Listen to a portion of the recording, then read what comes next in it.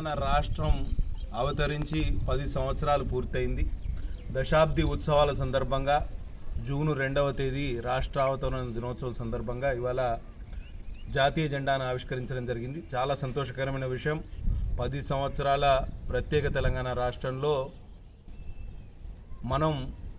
మనం అనుకున్న లక్ష్యాలను సాధించలేకపోయినా ఒక ఆత్మాభిమానం కోసం, స్వాభిమానం కోసం మనం కొట్లాడిన పోరాట ఫలితం అయితే మనకు దక్కింది. భవిష్యత్తు తరాల కోసం, బడుగు బలహీన వర్గాల కోసం, ఆదివాసుల కోసం, మైనారిటీల సంక్షేమం కోసం, అణగారిన వర్గాల కోసం తప్పకుండా ఈ తెలంగాణ రాష్ట్రం ఆవిర్భవించిన సందర్భంగా, అవతరించిన సందర్భంగా వారందరి ఆకాంక్షలు తీరాలని మనస్ఫూర్తిగా కోరుకుంటున్నా.